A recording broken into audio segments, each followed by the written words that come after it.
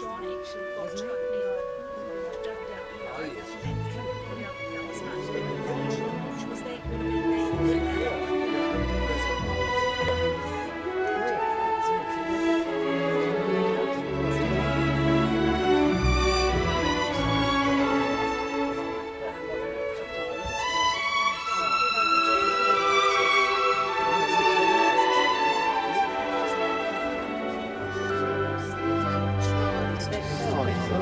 would have been in memory of her, and we believe it's pretty special. If you consider what it was like 5 years ago and what you see today, it's an amazing transformation that's into its third year and moving on, and in 5 years' time we hope to have completed the task, and it'll be a great recreational resource for the people of Cambridge. So a special welcome to the Mayor and his wife, Helen Livingston, and to our sitting MP, Louise Upston. Thank you for coming, people, because this is a pretty special occasion and we need important people here. And we're absolutely delighted that we have some members of the Silcock family, Faith and Helen, and granddaughters, I believe, of Lola, and great-granddaughter Jane. So it's really neat that we've got three members of the family with us today. Perhaps a little bit of history, because you need to understand a bit of background before we move on to the more formal part of the ceremony. This year we are 20.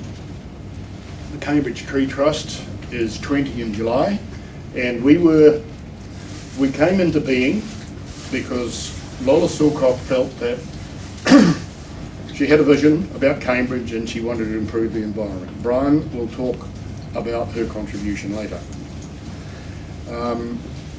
So for the first sort of 11 or 12 years of the existence of the Cambridge Tree Trust, a huge amount of work was done and by Lola and her team, and she was awarded life membership in 2002 for the contribution she had made to the Tree Trust. She passed away in 2008, sadly, and then began discussions amongst our Tree Trust members. How could we acknowledge the contribution this lady has made to Cambridge? And lots of talking was done, lots of ideas were thrown around, and we had some pretty good arguments, as we always do at the Tree Trust. Every Tuesday we solve the problems of the world. And Louise, unfortunately, it's always the politicians' fault if it's raining. That's good to know. Regardless of what government's in power, it's always the politicians' fault, isn't it, Brian? Anyway, we have a lot of fun. And we had so after a heap of discussion, we came up with the idea that here was a challenge down here which no one had been able to face. Every time people looked over there, they saw the shambles that was there. But we decided we could handle it. You know, we're pretty resilient people. We're pretty passionate and we're pretty enthusiastic, and we do things before they should be done, and after they've done, we look at them and think, no, we shouldn't have. Max will tell you, we should have done things in a different order and so on. Anyway, we decided that we would change this wasteland into a recreational park. And it was decided it was a huge project and it was going to take 5 years. So we had a stage 1 and we had a stage 2 and a stage 3 and so on. Well, of course that evolves all the time, but stage 1 was getting permission from Waipa District Council to do it.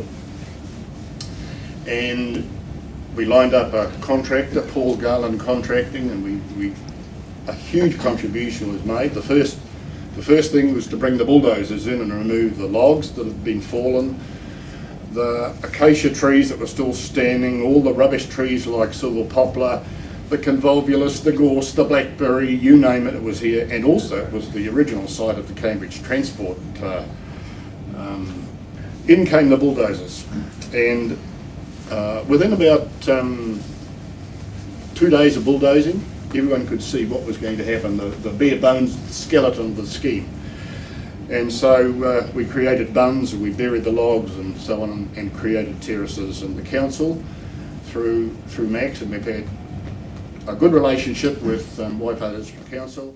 Stages, and the first stage was to sort of get approval from the council. Well, with Brian, it was usually, well, we'll start at stage 3 and then we'll go back to stage 1. But it always worked, and the heart and the passion was there, and the results were there for all of us to see. So a huge thank you to the Tree Trust. We appreciate the work down at your centre, planting, propagating, and then planting out all of those many trees. And I'd like to think that you take real satisfaction in seeing your hard work come to fruition with the walkways, the plantings, the green belt. All of that is absolutely superb for Cambridge. And at the end of the day, those trees that were planted by our forebears over 100 years aren't going to last forever. They're starting to tip over now. And to have these other, and probably there's been a big void, and now we've got these other trees being planted, which will ensure continuity. So thank you very much indeed to the Tree Trust. It's great when, and when I talk about the council, I'm including the community board collectively in this regard, because they've been integral to the support of the Tree Trust and this project here. But when it came to council via the community board, we could quite clearly see from a community perspective what benefits it was going to bring. And importantly, we see that Hamilton City is now looking at how they can turn the city around to look at the river, to enjoy the river. And that's exactly what this is doing here, because we are a wee bit limited as to areas along the river because of its deep gorges where we can look at and enjoy the river. And this is certainly a situation here with its terraces being handy to the CBD. It does offer a huge amount, and for that it lends itself ideally. Don has mentioned all of those that have contributed to date, and it's important to have Paul here, who, as he mentioned, he and his machinery have done the hard work in setting the base from which everything can be developed.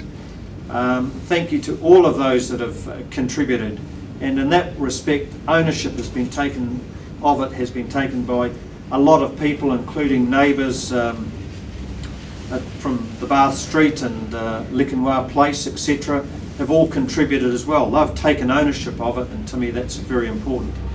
And when we talk of the Lola Silcock Reserve, we're not just talking about the reserve area, it's that entire area down there, which includes the reserve area, paper roads, and private land, which is all going to be incorporated into the Lola Silcock Park. And because of the procedural aspect, that will formally be done when we review the district plan, which will be getting underway towards the end of the year. So that will formally recognise the significance of that park. Could I just recognise the work of Max and our staff? Thank you very much indeed, Max, and your team, Parks and Reserves, for your support here. But I guess from a council perspective, and we appreciate the work of volunteers, and for every dollar we give to a voluntary group, we, the community, get a large amount of dollars in return.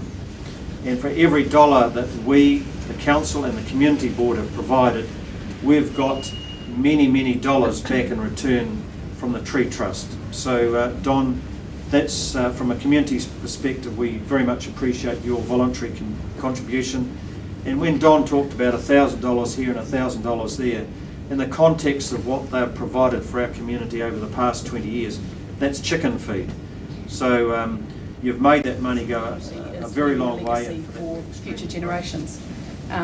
There's a lot of comments that Mayor Allen has made, so I won't cover off what he's already said, but I do want to pay tribute to Don and the team for everything you've done over 20 years, which is a significant anniversary to achieve. And it's great to be here with members of the Silcock family to be able to officially open the park. I think one of the things that I'm really pleased about as a Member of Parliament for the Taupō electorate is this fantastic asset of the Waikato River. And what I'm seeing each year is the development of more and more walkways, cycleways that give people access to the river. And that's absolutely fantastic, because there's been a lot of areas that people haven't known the beauty that just lies within the heart of these communities. And whether it's people from overseas or whether it's people from up the road in Hamilton, for them to be able to come and visit and actually see what this community has put in over 20 years is really significant. If we look at this particular project itself, it's also, obviously everyone in this room is fully aware of what's gone on, but the wider community has also recognised it with the Waipa Diversity Awards for the retention, development and management of natural landscapes last October. So that's just more significance and acknowledgement of the contribution this park has to this community and its natural environment, and will have for many, many years to come. So I'm looking forward, and I hope the rain does hold for a few moments so that we can just stand out there and enjoy the tranquility and the silence and the beauty of our surroundings. I, for one, have to confess to not spending enough time just in pure moments of contemplation of our environment. And I will look forward to bringing my children here, because for me that's really what the legacy is that you have created. It's not just for your enjoyment, but it's the enjoyment of your children and grandchildren, and for many generations to come. So thank you very much for your generosity, for your time, for your efforts, to those that have put in financial resources to this project. Well done. I want to offer you my congratulations, and you deserve Kia Mudu and the Waipa, parts of Matamata and Waikato were amalgamated into one organisation, and things were done at the staff level. The parks and reserves people, a lot of the local people went. There were 3 staff came in from the Matamata County. They were sort of guaranteed jobs, and the foreman took over here. And we were concerned about the way, well I was, about the way things were going until Lola's letter appeared. And that was the catalyst for the starting of the Tree Trust. We have never had any financial problems. We've always had a buffer behind us, thanks to Ross Morgan coming with $10,000 from a estate which was left to the Cambridge Beautiful. Provided to us by Waikato District Council. Waipa District Council. And you'll notice that a little addition has been made last week. Opened April 2011, so we're right up to date. Put your hands together.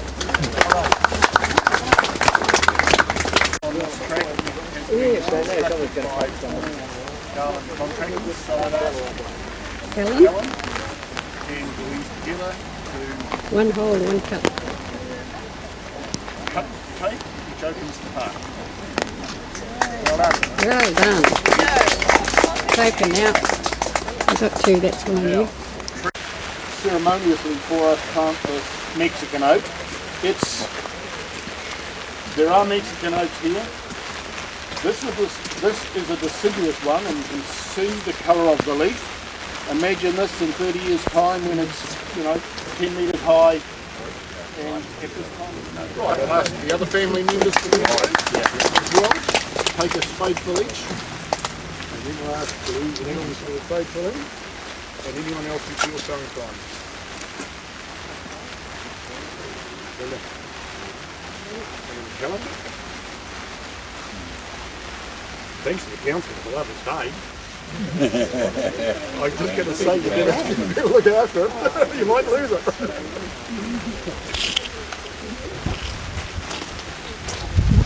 Good morning.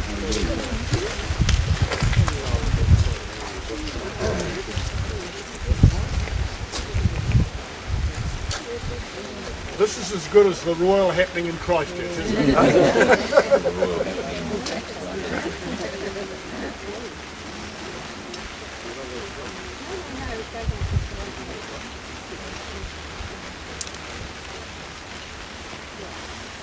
Very important guy, Mayo.